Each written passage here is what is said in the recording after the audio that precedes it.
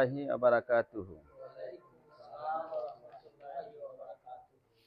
সমস্ত তারিফ ও প্রশংসা সে মহান রব্বুল আলামিনের দরবারে সবাই শুকরিয়া তান হামদে বারি পেশ করি।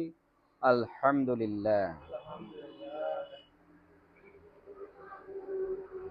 অগণিত দরুদ ও সালাম আল্লাহ রাসূলের প্রতি আমরা সবাই বলি সাল্লাল্লাহু আলাইহি ওয়াসাল্লাম। আসুন একটু আমরা সপ্তাহ ভরে গত শুক্রবার থেকে নিয়ে এই শুক্রবার পর্যন্ত আমরা মেলা ভুল ত্রুটি করেছি। এই গুনাহ থেকে আমরা সকলে তওবা করি, তওবা করতেছি। সবাই আমরা পড়ি আস্তাগফিরুল্লাহ আল আজিম আল্লাযী লা ইলাহা ইল্লা হুয়াল হাইয়ুল কাইয়্যুম ওয়া আতুবু ইলাইহি। আস্তাগফিরুল্লাহ আল আজিম আল্লাযী লা ইলাহা ইল্লা হুয়াল হাইয়ুল কাইয়্যুম ওয়া আতুবু ইলাইহি। আস্তাগফিরুল্লাহ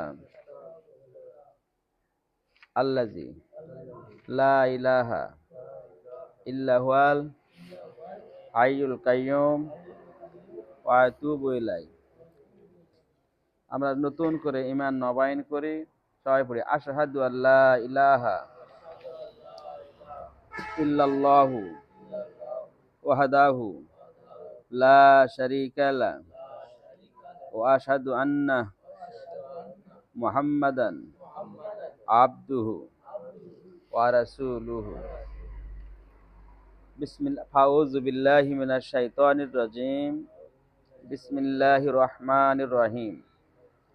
সুবহানাল্লাযী আসরা বিআবদিহি লাইলাম মিনাল মাসজিদিল হারাম ইলাল মাসজিদিল আকসা। সাদাকাল্লাহুল আলিয়্যুল আযীম। উপস্থিত হাজিরিন, ইসরা ও মিরাজ, ইসরা ও মিরাজ রজব মাসের চতুর্থ খুতবা।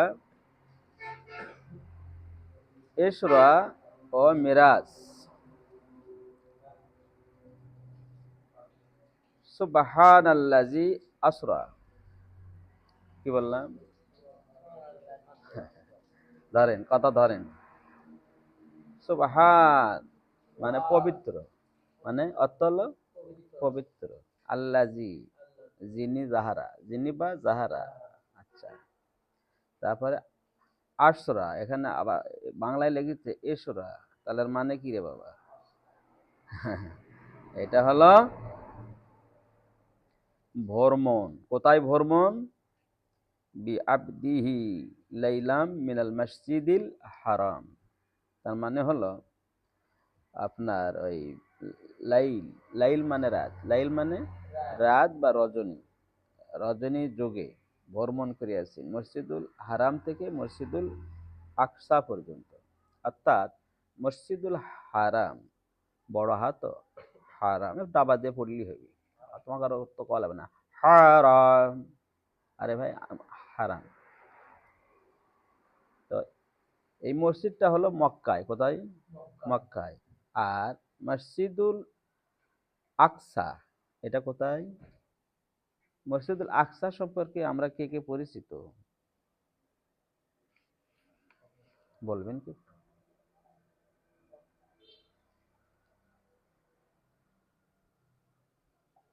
এই যে যুদ্ধ হচ্ছে কোথায়? ফিলিস্তিনে। ফিলিস্তিনে না? আচ্ছা, কারা যুদ্ধ করতেছে? ইসরায়েলেরা।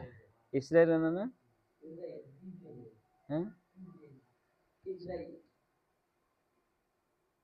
তোমার কারোটা ঠিক নেই, সবটা ঠিক আছে। লাও, বনি ইসরাইল, বনি এরা কার বংশধর? ইসমাইলের বংশধর, হযরত ইসমাইল আলাইহিস সালামের বংশধর। এরা হলো ইহুদি, ইহুদা। আর একটা ছেলের নাম ছিল ইহুদা, তারই থেকে এই বংশটা। আমরা কি বলি ইহুদি, এটা হলো বনি ইসরাইল গোষ্ঠী। তাহলে পূর্বপুরুষ কি ছিল? নবী ছিল। তাহলে এখানে এই ফিলিস্তিনে মসজিদুল আকসা আছে।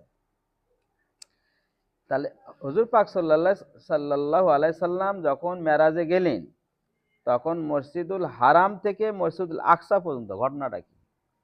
আল্লাহ রাসূল সাল্লাল্লাহু আলাইহি সাল্লামকে জিবরাইল ফেরেশতা আগে এসে মসজিদুল হারামে নিয়ে গেলেন, সেখান থেকে সে মসজিদুল আকসা থেকে নামাজ পড়ে চলে যায়, ওখান থেকে নিয়ে গেলেন। তাহলে এই মসজিদুল আকসা, এখানে এটা নিয়ে যুদ্ধ কেন? এটা এই জন্যই যুদ্ধ, এই মসজিদুল আকসা হলো পৃথিবীর বুকে সবচাইতে হলো যত পারমাণবিক এই প্রসঙ্গ, যত যত লোহা লস্কর ধাতু পদার্থ আছে, সবটাই মসজিদুল আকসার ভিতরে আছে। এটা জিন্দারায় প্রতিষ্ঠিত।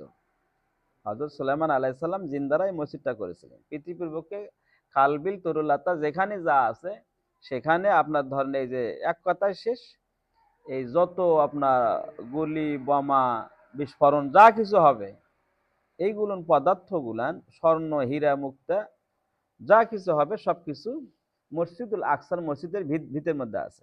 এই জন্য খ্রিস্টানেরা এই মসজিদুল আকসার ওই দখলটা ছাড়তে চাচ্ছে না। এটা হলো মূল কারণ। মানে এই মসজিদটা ভেঙে ওরা নিবে, অথবা ভাঙ্গা গেল না, এটা যেন তুলে মুসলমান না নিয়ে যায়, তাহলে ওরা স্বাবলম্বী হবে। তাহলে ওরা কি হবে? স্বাবলম্বী হবে। ওরা যদি স্বাবলম্বী হয়, তাহলে আমাদের ভয়ের কারণ, খ্রিস্টানদের ভয়ের কারণ। তাহলে আমরা ফিলিস্তিনের মসজিদের পক্ষে না খ্রিস্টানদের পক্ষে? আমাদের মসজিদুল আকসা এটা বল থাক, তাই না? আচ্ছা, হ্যাঁ, মসজিদুল আকসা এটা আমাদের বল থাক, এটা আমাদের কাম্য না? কাম্য। আচ্ছা, তারপরে মেরাজ, আল্লাহ রাসূল সাল্লাল্লাহু আলাইহি সাল্লাম তিনি আরশ মল্লাতে আল্লাহ তাআলা তেনাকে নিয়ে গেলেন। এরপরে আমরা এই মেরাজ সম্পর্কে ইত্যাদি অনেক রকমের কথা শুনি বা পেঁচ লাগাইয়ে দেই। এগুলো অনেকগুলো জটিল আলোচনা, সবগুলো সঠিক না। ঠিক আছে, সময় হলে অন্য সময় আলোচনা হবে, বা আমি আশা করি আপনারা তো অনেক কটাই জানেন। ইহুদিদের দায়িত্ব যে পাপাচারের কারণে দুবার আল মসজিদুল আকসা ধ্বংস করার কথা উল্লেখ করেন। ইহুদিরা এর আগেও দুইবার মসজিদুল আকসা ধ্বংস করেছেন। এই জন্য মসজিদুল আকসার পাশেই খ্রিস্টানদের ইবাদতের আছে, উপাসনালয় আছে, ওখানে ওরা খ্রিস্টান ইবাদত করে। মানে ওইগুলো ধারকানি দখলদারি একটা ছাড়তেছে না। এই জন্য আল্লাহ রাসূল সাল্লাল্লাহু আলাইহি সাল্লাম তিনি মেরাজে গেছেন, এই মেরাজটা আমরা সবাই গ্রহণ করি, ঠিক কি না? আমরা মানি না? মানি। কারণ আমরা সবাই হলাম কলেমা গো মুসলমান। কলেমা গো, আমরা সবাই হলাম কলেমা গো মুসলমান। কাউকে কি আপনি কি ভাগ করতে পারবেন? আচ্ছা, সবাই যদি আমরা কলেমা গো মুসলমান হয়, হয়তো আমি বেশি গুনাহগার, আপনি কম গুনাহগার, তাহলে আপনিও তো আসামি, আমিও আসামি, তাই না? তাহলে কি করে আপনি আমার ভাগ করে ফেলান? ওই হলো অমুসলমান, ওই হলো কাফের, ওই হলো নাস্তিক, ওই হলো ইহুদি, ইত্যাদি রকমের আখ্যা ব্যাখ্যা দিয়ে আপনি ইসলাম থেকে নিজের মন গড়া ভাবে একটা দলাদলি সৃষ্টি করলেন। তাহলে একই জামাতে আমরা মসজিদে নামাজ পড়ি, একই সাথে আমরা ওজা থাকি, একই জায়গাতে আমরা তারাবি পড়ি, একই মাঠে আমরা উভয়ের আপনজন মারা গেলে জানাজা করি, একই মাঠে আমরা নামাজ পড়ি, একই কালেমা পড়ি। শুধু বিশেষ কোনো কারণ আসলে তখন তুই মুসলমান আর আমি মুসলমান নই। তাহলে এই জায়গাতে আবার নামাজ পড়ালাম একসাথে এক কাতারবদ্ধ হয়ে, মসজিদ থেকে বার হয়েই আবার শুরু করলা দিলাম যে তুমি হলো কাফের, আমি হলো মুসলমান। তাহলে এর নাম কি দলাদলি কিনা? এটা কি দলাদলি বোঝায় না? ওয়ালা তাসিমু বিহাবলিল্লাহি জামিয়া ওয়ালা তাফাররাকু। আল্লাহ রাব্বুল আলামিন বলেন যে তোমরা কি করো না? দলাদলি করিও না, এক রশি আল্লাহর রজ্জুকে আঁকড়ে ধরো। সুবহানাল্লাহ। তাহলে আমরা যদি বাইরে যে দলাদলি করি, হ্যাঁ, হয়তো ও বেচারা নামাজ কালাম পড়ে না, হয়তো শিরক করে বা বেদাত করে বা হয়তো কুফরি করে, সেক্ষেত্রে তো আমি তো বলবোই বা আমরা বলবোই সামাজিকভাবে, বাবা তাহলে অন্তত তুমি আমার খানকায়, আমার দরবারে, আমার জায়গায় তুমি আসো, সেখানে গ্যারান্টি আছে তোমাকে আমি তাওহীদকে পরিষ্কার রূপে শিক্ষা দিতে পারবো, রেসালাত তোমাকে আমি শিক্ষা দিতে পারবো। আচ্ছা, যদি আমি বলি যে নারায়ে তাকবীর, আপনারা কি বলবেন? আল্লাহু আকবার। যদি বলি না নারে রিসালাত, কি বলবেন? ইয়া রাসূলুল্লাহ, তাই না? তার মানে নারে রিসালাতের দায়িত্ব পালন করে গেছেন কে? মুহাম্মদ রাসূলুল্লাহ। বলবেন যে এটা হয়তো মাজার পূজারীরা ওরা হয়তো এই স্লোগান দেয়, তা আমরা দিব কেন? আরে ভাই, হিন্দুরাও তো ভাত খায়, তা আপনি ভাত খাবেন না? খালি হলো ভালো সবাই। তাহলে আমাদের কি করতে হবে? দাওয়াত দিতে হবে। কি দিতে হবে? দাওয়াত দিতে হবে। তাহলে দাওয়াত দিয়ে আমাদের দিন শিক্ষা করতে হবে। আমরা যেখানেই যাই, সাহাবীদের বৈশিষ্ট্য ছিল কি? যে নিজে একটু কষ্ট করে আরেকটা মানুষকে সেবা দেই, যেটাকে বলা হয় একরামুল মুসলিমিন। এটা তাবলিগ জামাতের ভাইয়েরা বেশি বলেন, নিজে একটু কষ্ট করি, আর এক ভাইকে সেবা প্রদান করি, নিজে একটু খাড়ায় থাকি, আর এক ভাইকে সিটত বসে দেই। এ বাবা, তাই না? হবে তো? নিজে একটু কষ্ট করি, আর এক ভাইয়ের সেবা করি, নিজে একটু কম খাই, আর একটি ভাইকে একটু, সাথী ভাইকে খাওয়াই, তাই না? তাহলে এগুলো শিখতে হবে। এটা তো ক্লাস। প্রথম আগে ভদ্রতা, নম্র, বিনয়তে আসতে হবে না। আর প্রথমে যদি আপনি যদি এই যদি নিজে আরেকজনকে না খাওয়ায় নিজে খাই, আর এক ভাইকে কষ্ট দিয়ে নিজে ভালো করে জাগালে থাকি, এটা ইসলাম? বলেন তো মনে হচ্ছেন এটা ইসলাম? হ্যাঁ, এটা তো শুনে শুনে মুখস্থ করব না বাস্তবায়ন করব? এই বাস্তবায়নে তো কি হয়? আল্লাহ রাসূল সাল্লাল্লাহু আলাইহি সাল্লাম বলেছেন ইতিকাফের সওয়াব পাওয়া যায়।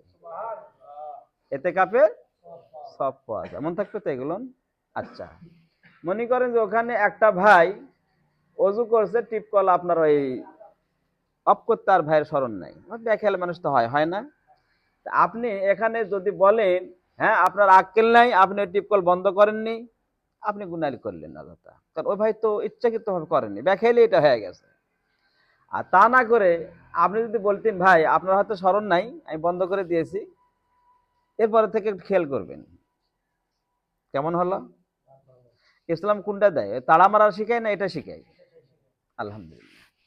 তাহলে এখানে একটা কথা আছে, আপনি যে ওটা অফ করে দিলেন, গালিগালাজও করলেন না, রাগটা কন্ট্রোল করলেন, তাহলে তো ওর আপনি একটা সম্মান রক্ষা করলেন। আল্লাহ পাক আপনার অনেকগুলো গোপন, আপনার গুনাহকে গোপন করে দিয়ে আপনার সম্মান আল্লাহ তাআলা রক্ষা করবেন। ফজিলত দেখছেন?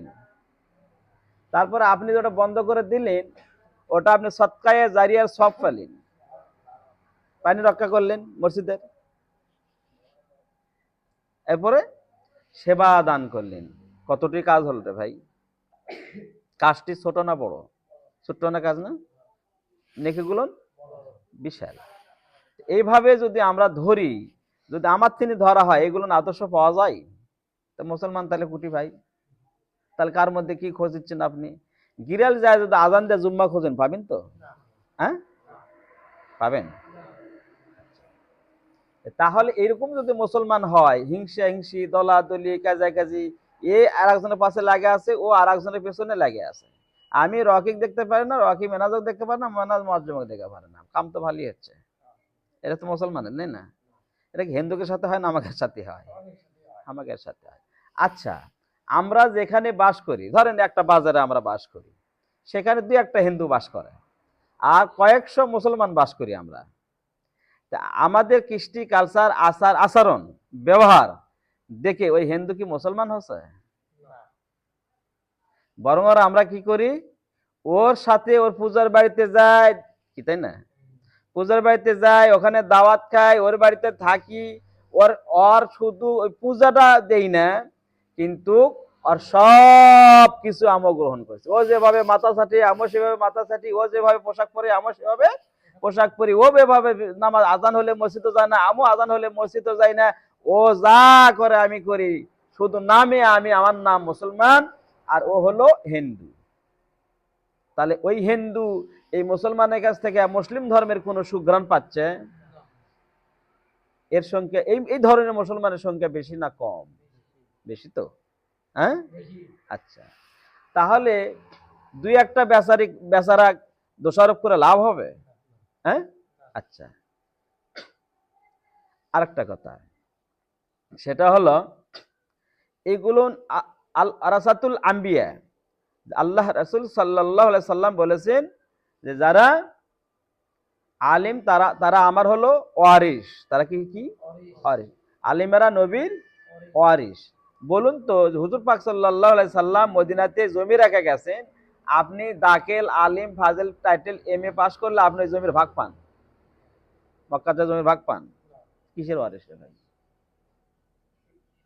কিসের ওয়ারিস বলতে পারবেন কেউ? বলছি আর আগে, স্বভাবের ওয়ারিস। কিসের ওয়ারিস? হুজুর পাক সাল্লাল্লাহু আলাইহি সাল্লামের সুন্নতের স্বভাবের ওয়ারিস।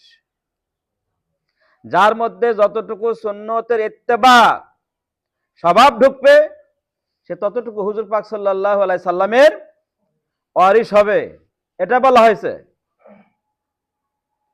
সাহাবীরা কি পাস ছিল কে বলতে পারবেন? তখন কোন বিশ্ববিদ্যালয় আসলো রে ভাই? আবু হানিফা রহমাতুল্লাহ আলাই, ও লা মাযহাবের ইমাম রহমাতুল্লাহ আলাই গণেরা, হ্যাঁ, ওনারা কোন বিশ্ববিদ্যালয়ে পড়ছেন? তখন ছিল এগুলো। কিভাবে দিন শিখছেন? সরবনে দিন শিখেছেন। কিভাবে? সরবেন মানে কান্দে শুনছেন, শিখেছেন। আমাদের চাইতো তেনারা মস্ত বড় আলিম ছিলেন, শুনে শুনে। তাহলে শুনে শুনে যদি এরকম যদি নবীর ওয়ারিস হওয়া যায়, তাহলে আমরাও কি শুনে শুনে হুজুর পাক সাল্লাল্লাহু আলাইহি ওয়াসাল্লাম ওয়ারিস হতে পারবো না? হ্যাঁ, পারবো। তাহলে একে বলা হয় আলিম। তাহলে কে এইভাবে শুনে শুনে হুজুর পাক সাল্লাল্লাহু আলাইহি ওয়াসাল্লামের সুন্নতের ইত্তেবা ভেতরে ভেতরে করে বোঝা যায়। কালকে একটা ভাই রাত্রে আসছিল একটা কাজে, লট করে কথা ফেরে কথা বললেন যে আমার শেষ রাত্রে উঠতে হয় তাহাজ্জুদের নামাজ পড়ি। আমি ওর কাছে অনেক দূর, ওর ধাক্কা খেয়ে আমি মানজিল পড়ে গেছি অনেকক্ষণ। কারণ ওর দেখে আপনি বিশ্বাসই করবেন না ভেতরে আমল আছে। তাহলে আপনি কি এগুলো দেখার মালিক না আল্লাহ? সাহাবীরা এক জায়গায় যাচ্ছিলেন, লম্বা চড়া একটা কথা সংক্ষিপ্ত বলি, কিছু কিছু বেয়াদবের জন্য কিছু কথা উল্লেখ করতে হয়। আমি একটা কথা মনে রাখবেন, একটা কথা শুধু আজকে সার অংশ মনে রাখবেন, সকল মুসলমান আমরা কলেমা গো ভাই ভাই এক। দ্বিতীয় হলো আল্লাহ হাসরের মাঠে বিচার করবে কে জান্নাতি কে জাহান্নামী। আপনি এগুলো ভাগ করতে যাবেন না। যে বলবে অমুকরা জাহান্নামী আমরা জান্নাতি, বুঝবেন ওই জাহান্নামী। সবাই খারাপ আমি ভালো, বুঝবেন ওই বেশি বড় খারাপ। এটা বুঝে নেবেন, এটা বুঝবেন। সাহাবীরা গেছিল, যে বলছিল হুজুর পাক সাল্লাল্লাহু আলাইহি সাল্লাম কাছে বলছে, হুজুর আমি এই লোকটাকে হত্যা করেছি। হ্যাঁ, কেন? তো বলে ওরা আসলে তো ইসলামের দুশমন, অমুসলিম, কিন্তু আমাদেরকে যখন দেখিছে তখন বলছে লা ইলাহা ইল্লাল্লাহ। তো হুজুর আমাদের ভয়ে আমাদের হাতে মুখে মুখে কলেমা পড়ছে। বিশ্বনবী বলছে তাহলে তোমার তোমার ভয়ে ও হাতে জান রক্ষাতে তুমি কলেমা পড়ছে। আহা, সাহাবীদের ভুল তোলা ধরা হবে না, তারা প্রাথমিক অবস্থাগুলো ভুল আছে, আল্লাহ মাফ করে দিয়েছেন, এটা টানে বেড়াবেন না। এক বলো দেখ আলিমে আসছিল পাকিস্তানের, এই শয়তান এগুলো টানে বেড়াচ্ছে। যাই হোক, সাহাবীদের ভুল ধরবেন না। আমরা আলেম আলামা উম্মাহ সারা পৃথিবীর মানুষ একমত তাফসিরে মারিফুল সৌদান সাফা, সাহাবীদের যারা ভুল ধরবে তাদের ইসলামে ভাগ নেই। তাফসিরে মারিফুল সৌদান সাফা। এই জন্য বাজান মোট কথা হলো যে তখন বললো হুজুর পাক সাল্লাল্লাহু আলাইহি সাল্লাম বললো, বাবা তুমি আর কলজা চিরা দেখলি হলো নি, আর বুক ফাড়া দেখলি হলো নি, অন্তর থেকে পড়ছে কিনা। তো বলছি ইয়া রাসূলুল্লাহ, মানুষের কি কলজা ফাড়া চিরা দেখা যায়? তো তাহলে মুখে বললো লা ইলাহা ইল্লাল্লাহ, তুমি তারপর হত্যা করলে কেন? মুখে তো বলবে। এই জন্য মুখে বলছে, ও বেচারা নামাজ পড়ছে, রোজা করছে, কলেমা পড়ছে, তাকে হত্যা করা বৈধ নাই। আল্লাহ তাআলাকে যারা সিজদা দেয় তাকে হত্যা করার আর কোনো ইমান দিতে যাই যাক চলে, যদি আল্লাহকে সিজদা দেয় তাকে কাফের বলার অধিকার নেই। যারা জিকির করে তাদেরকে মুনাফিক বলার অধিকার নেই। যারা দলাদলি করে তাদেরকে ফিতনাবাজ বলবেন। ফিতনাবাজের দূরত্ব কত দূর! একটা মানুষ হত্যার চাইতে মারাত্মক মানুষ হলো ফিতনাবাজ। আল্লাহ তাআলা আমাদের হেফাজত করুক, বলুন আল্লাহুম্মা আমিন। সুবহানাকা আল্লাহুম্মা ওয়া বিহামদিক আশহাদু আল্লা ইলাহা ইল্লা আনতা আস্তাগফিরুকা ওয়া আতুবু ইলাইক। তো যাই হোক, সংক্ষিপ্ত নামাজ হয়ে দুই চারটা কথাবার্তা আলোচনা হয়ে তবারক আছে, মিলাদ জিয়ারত আছে।